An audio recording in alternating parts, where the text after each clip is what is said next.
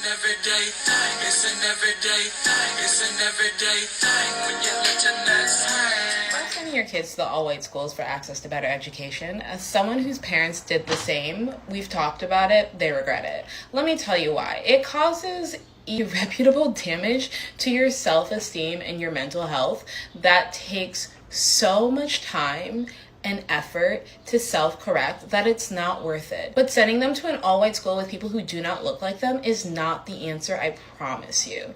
This is how you have people getting on the internet talking about like divesting from the Black community, or like people who are like, it's just a preference, it's just a preference. Like, no. Also how you have people my age, 28, who cannot date people the same skin complexion as them because it makes them uncomfortable. It's not their preference, when in reality it's just this thing that's like in their head that they can't shake, but they don't have the language to explain it. And it's very, I'm sure it's embarrassing for them, but it's also very embarrassing being on the receiving end of that. All of those people, the common denominator is they did not grow up with people who looked like them and developed a fucked sense of reality that honestly they probably will never unsee.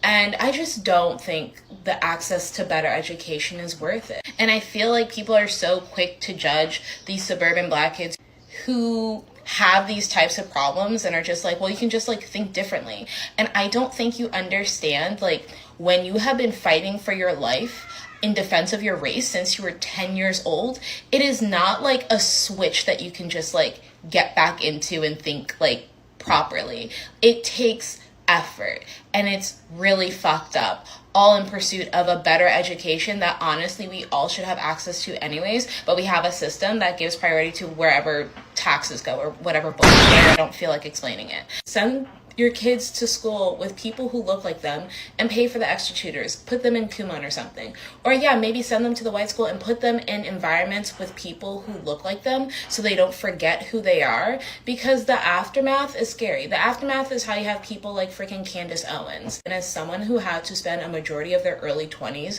unlearning all of that, I could have been doing anything else. But instead I had to unlearn racial trauma that I shouldn't have been exposed to in the first place. So general PSA, just don't do it.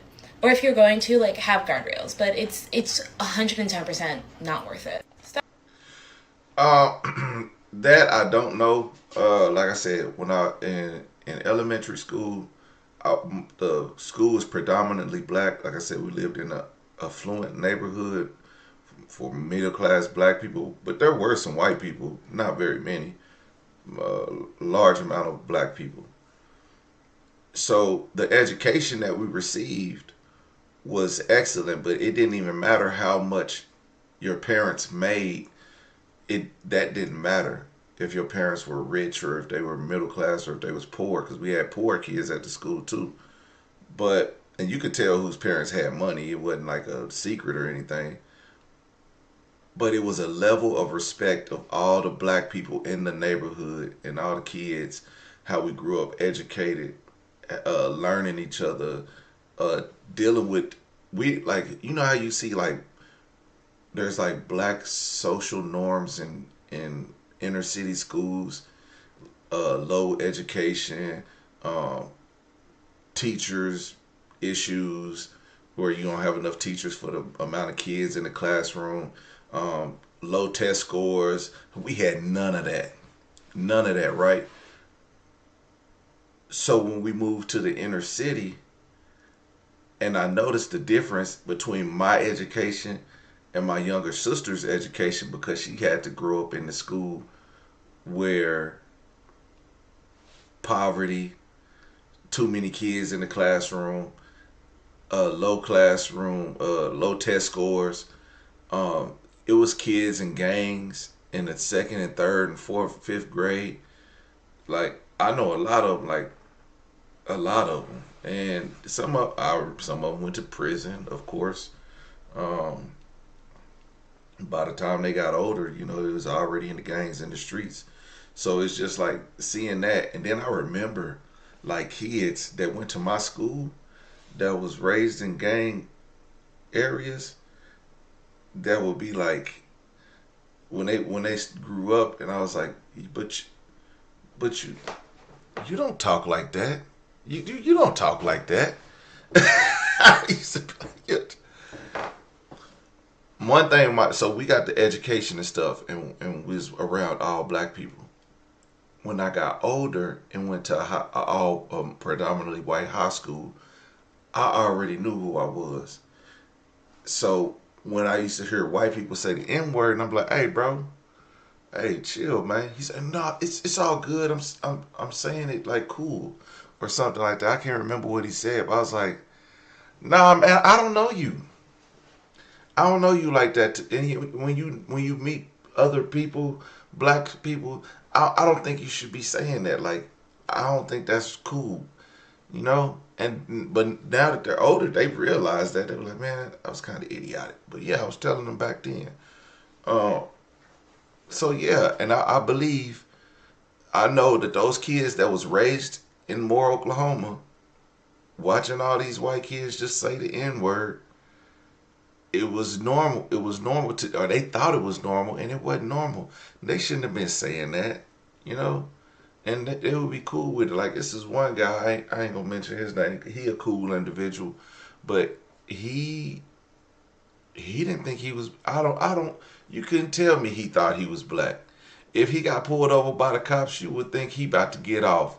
Nope, they didn't like him either, and but he didn't get in trouble as much because he wasn't hanging with gangs and stuff. But I remember him being upset because the cop treated him unfairly. I said, "You just don't get it," because he was raised out there. He thought he thought he was one of them. Well, you're not.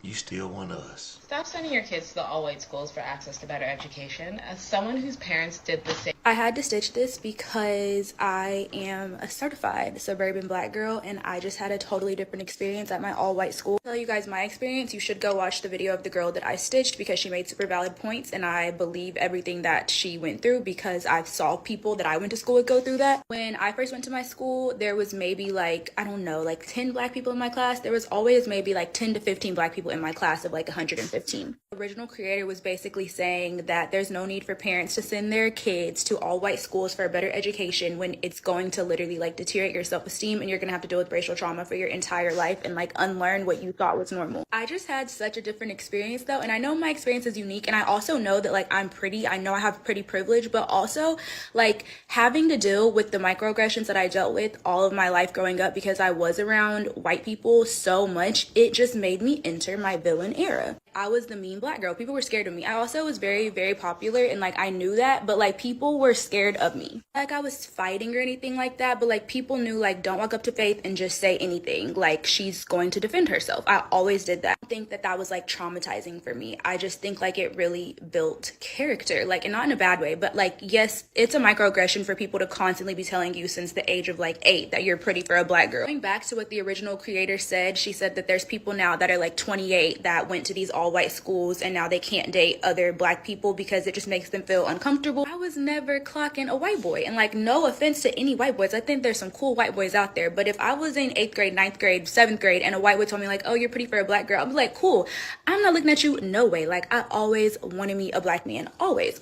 Grew up in a very, very black home. Like my parents made sure that I knew I was beautiful and that like I loved my blackness. There was never like any trying to hide it or like my black's not beautiful. Like I never was raised like that ever. The education front, like I did get a better education than a lot of people. When I went to college, I breezed through college, and I remember working on group projects with people that went to like public schools, and I was like, oh wow, like y'all are kind of like, you're not all the way there, but like they just had literally a not great education. I'd been writing 12-page papers since I was 10. Like this is just a cool discussion to have because everybody has different experiences, but I did go through my phase when I was like 14, 15 where I really, really, really wanted to like transfer and go to a public school where I could be around more black kids, but parents never let me did that. But when I was like 13, 14, I did get a best friend that transferred to my private school from a public school. She was another black girl, and like she was another pretty black girl, and like we were like this, and I would go hang out with her and all of her public school friends like on the weekend. Oh y'all, I had never had so much drama in my little 15-year-old life until I met that girl. I'm not lying. That was a really confusing time in my life because all of her friends that like she introduced me to, like they thought I was really cool and really pretty, and like they wanted to hang out, but they also really didn't like me, and they were really, really mean to me because like they were hating, and that's just the truth. So that's when I started getting like the, oh, you talk like a white girl, blah, blah, blah, this, that, and the third.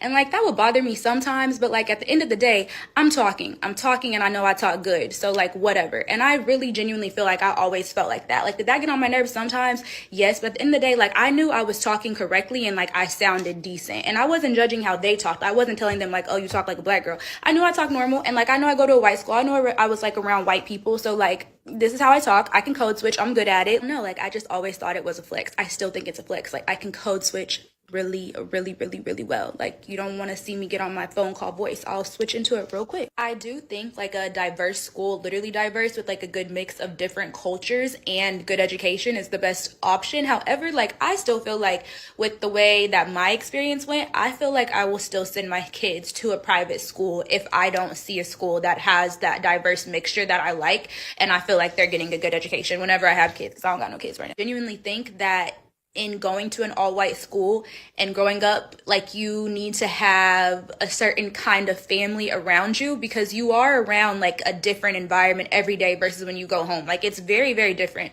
but I feel like it's not traumatic and like it's not as life altering to where you're like, oh, I can't date a black man now, like I just feel really uncomfortable.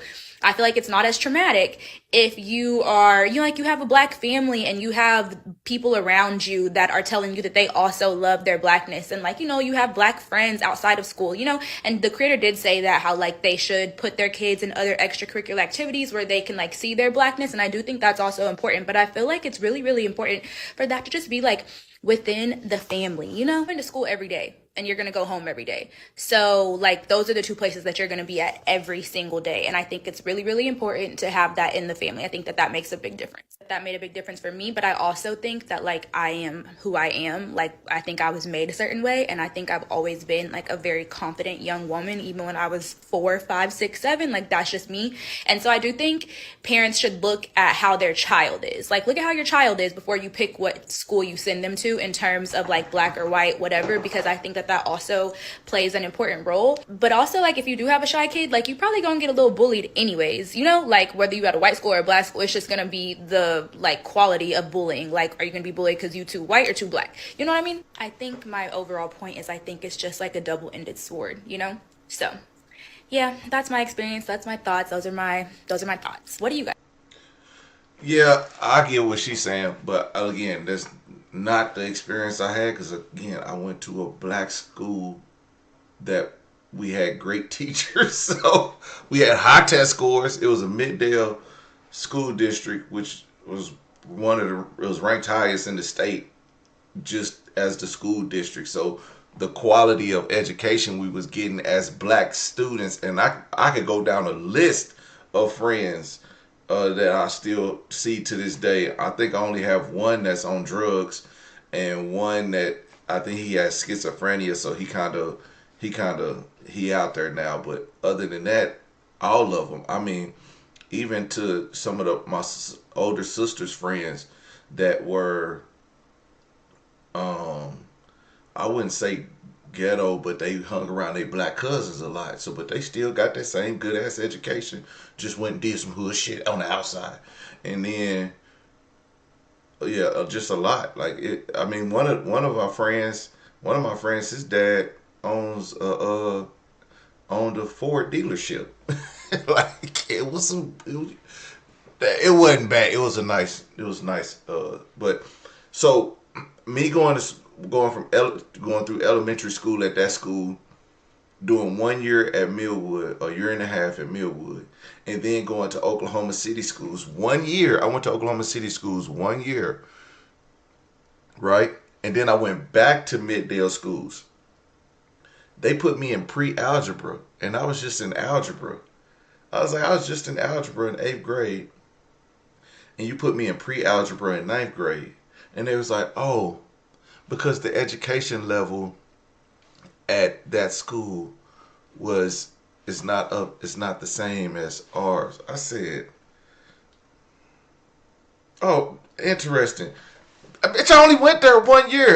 That ain't my life. You know what I'm saying? Trust me, I got good grades, man. So they made me take a test. It was like, okay, we'll put you in algebra. And I was just like, wow, that's freaking nice of you. When I should have been doing algebra 2, but like they said, even though I had an A in algebra, like that was probably one of my only A's in 8th grade was math, besides PE. You know what I'm saying? Math and PE. I had a D in English. I had an A or a B in science and an A in math. Social studies, C, all that shit. But science and math was my best subjects. So when I went to, like I said, when I went to that back to Middale schools and they seen that I came from Oklahoma City school, oh, they just automatically thought I was dumb. They was like, oh no, your education level isn't what we. Also because I had a D in English, like but they didn't put me back in like pre-English or anything. Like I guess you know what, you just gonna ignore that I got an A in math, but you gonna say your math is better than my math. I guess honestly, I don't know, but whatever. That's their standards. And so taking kids from black schools and putting them in white schools, that's how they're gonna treat you. They're gonna treat you like you lower than them, like you beneath them. And so if you go the opposite way, I say if you can find a school that has a great curriculum and it's not predominantly white or black, it's just a mixture, then that's perfectly fine. But those are more or less suburban schools, especially nowadays. But like if you in the inner city, if you on the south side, Capitol Hill's trash, but they still have good students there. Douglas, it's okay. Uh, you know, Northwest. I mean, these schools are integrated with a bunch of people, so you're not gonna find like all black schools, but the inner city schools don't. Oklahoma City schools don't have the same graduation rate or test scores as a Midwest City, Middale schools, or Edmond schools, or Deer Creek, or those outskirt schools. They just don't have the education level. But Middale schools, which is Midwest City and Dale City, they take their education seriously. So like I said, growing up in those schools, I could code switch all my life. When I started working in the office, they didn't know I was a thug. I was in there button up shirt. Hello, good morning. How are you guys? Oh yes, I play golf and all this stuff. You couldn't tell I was packing pistols just a few years ago. But yeah, you gotta learn how to turn it on and turn it off.